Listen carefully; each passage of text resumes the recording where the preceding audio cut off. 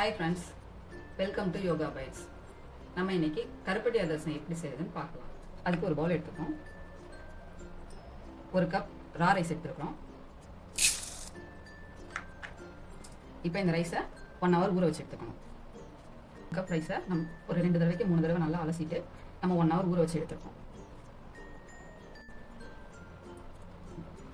ஊற வச்சிருந்த அரிசியை ஒரு 10 நிமிஷம் நம்ம துணியில் போட்டு உலர்த்தி எடுத்துட்டு அதுக்கப்புறமா நம்ம பிளண்ட் பண்ணி வச்சுருக்கோம். இந்த மாவு கொஞ்சம் அந்த ஈரப்பதம் லைட்டாக இருக்கணும். இந்த ஸ்டேஜில் எடுத்துக்கணும். இப்போ நம்ம கருப்பட்டி பாகு காய்ச்ச போகிறோம். அதுக்கு நம்ம அரிசி அளந்த கப் இருக்குல்ல, மெஷர்மெண்ட் கப், அதே அளவு கருப்பட்டி எடுத்துக்கிறோம். அதை கடாயில் போட்டு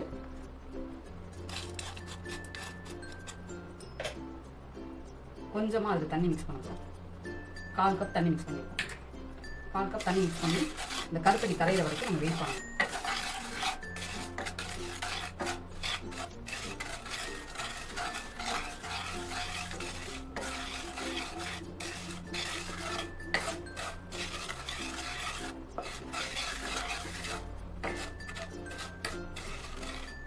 சுற்றி இருக்கிறதெல்லாம் கொஞ்சமாக எடுத்துக்கோங்க. கருப்பட்டி நல்லா கரையணும்.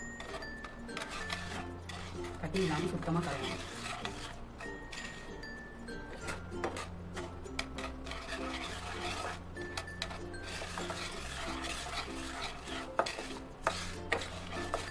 இப்போ கருப்பட்டி நல்லா கரைஞ்சிச்சு. இப்போ இதை ஃபஸ்ட்டு வடிகட்டி எடுக்கணும். அதுக்கப்புறமா தான் நம்ம இப்போ கருப்பட்டியை நம்ம நல்லா வடிகட்டி எடுத்து வச்சோம். ஏன் வடிகட்டினோம்னா அதில் கொஞ்சம் கல் மண் தூசியெல்லாம் இருக்கும். அதுக்காக நம்ம வடிகட்டி எடுத்தோம். இப்போ இதை பாவு காய்ச்ச போடுவோம்.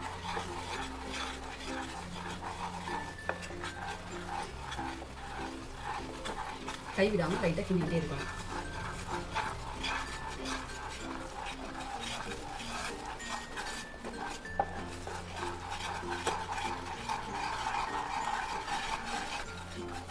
இப்போ நம்ம பாவு ஓரளவுக்கு கட்டி ஆயிடுச்சு. இதை எப்படி இருக்குன்னு இப்போ பார்க்க போகிறோம். இதுக்கு ஒரு தட்டில் வச்சு லைட்டாக ஒரு சொட்டு விட்டிங்கன்னா இந்த பாவு உருட்டிக்கிட்டு வரணும். பாருங்க, முட்டாய் பதம் மாதிரி உருட்டிக்கிட்டு வந்துச்சு. இப்போ பாவு கரெக்டாக வந்துச்சு. இப்போ கொஞ்சம் கொஞ்சமாக நம்ம மாவு போட்டு கிண்ட போகிறோம். அதில் மாவு கைவிடாமல் கிண்டிக்கிட்டே இருக்கணும்.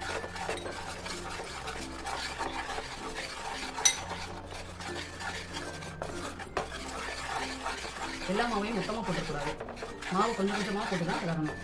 அப்போ தான் நமக்கு அந்த பதம் வந்து கரெக்டாக இருக்கும். எல்லா மாவையும் மொத்தமாக போட்டிங்கன்னா அது கட்டி போட்டு போயிடும். கட்டி இல்லாமல் கொஞ்சம் கொஞ்சமாக கிளறிக்கிட்டே இருக்கணும்.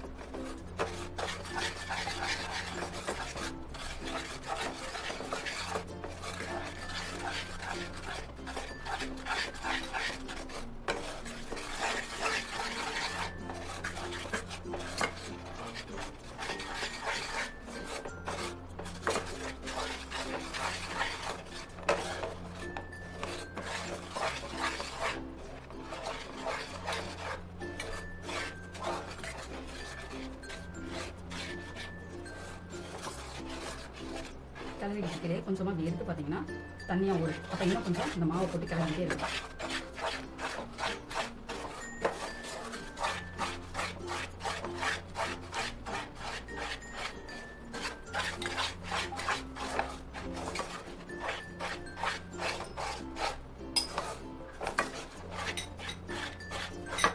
இப்போ பாருங்கள், நம்ம அரைச்சி வச்ச மாவு எல்லாமே இந்த இதில் சரியாக சேர்ந்துருச்சு.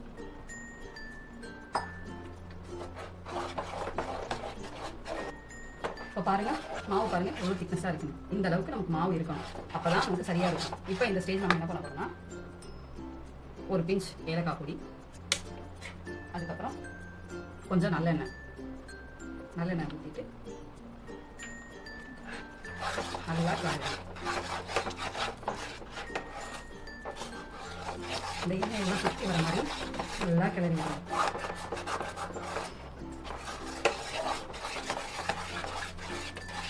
பாருங்க, அல்வா சூடாக இருக்கிறது எந்த கன்சிஸ்டன்சி வருமோ அந்த அளவுக்கு இருக்கு. இந்த பதத்தில் இருக்கணும். அப்போ தான் உங்களுக்கு மாவு சரியாக இருக்கும். இதுக்கப்புறம் ஒரு மணி நேரம் 2 மணி நேரம் நல்லா ஊறிடுச்சுன்னா அதுக்கப்புறம் என்ன பண்ணலாம், நம்ம கொஞ்சமாக மாவு போட்டுக்கனால ஒரு 1 hour 2 hours கழிச்சு நம்ம அதிரசம் சுட்டுக்கலாம். இதுவே கொஞ்சம் நேரம் அளவு கூட போட்டோம்னா நம்ம ஒரு நாள் வச்சு சுட்டோம்னா அதோட டேஸ்ட் இன்னும் நல்லா இருக்கும். பாருங்கள், இப்போ எல்லா மாவும் ஒன்றா சேர்ந்து கலந்து இந்த பதத்துக்கு வந்துடுச்சு. அவ்வளோதான். இப்போ இந்த மாவை எடுத்து ஒரு பவுலில் மாற்றி ஒரு 2 hours வெயிட் பண்ணிவிட்டு அதுக்கப்புறம் அதிரசம் சுடலாம். 1 hourக்கு அப்புறம் மாவை வந்து எப்படி செட் ஆகிருக்குன்னு பாருங்கள். நல்லா உருட்டுனா உருண்டையாக உருட்டுற பதத்துக்கு வந்துடும். இந்த பதத்துக்கு இருக்கணும். இதுதான் கரெக்டான பதம். இப்போ நம்ம இதை தட்டி அதிரசம் சுட்டலாம். நம்ம ஒரு வாழை இலை எடுத்துக்கிறோம். வாழை இலையில் கொஞ்சமாக எண்ணெய் விட்டு நல்லா தடவிக்கலாம். ஏன்னா ஒட்டாது, இப்போ மாவு பதம் ஒட்டாது. இப்போ மாவை சின்ன சின்ன உருண்டைகளாக உருட்டி தட்டி எடுக்கலாம்.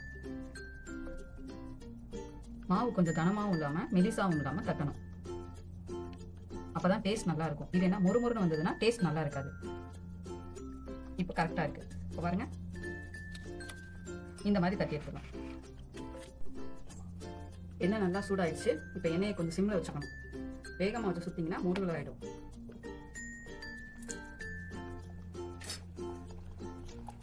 போட்டுட்டு லேசாக இப்படி எண்ணெயை மேலே எடுத்து விடணும். அப்போ தான் உப்பெல்லாம் பூரி மாதிரி வரும்.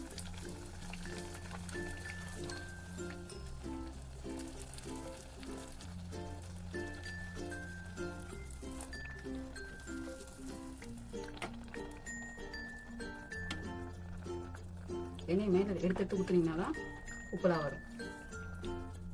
இப்போ பாருங்க, 2 பக்கமும் கலர் மாறிடுச்சு. இந்த மாதிரி கலர் மாறின உடனே நம்ம வடிச்சு எடுத்துக்கலாம். நீங்கள் ரொம்ப நேரம் வச்சிங்கன்னா அது முருகல் ஆகிடும். முருகல் ஆனிச்சிங்கன்னா சாப்பிடும்போது ரொம்ப கஷ்டமாக இருக்கும்.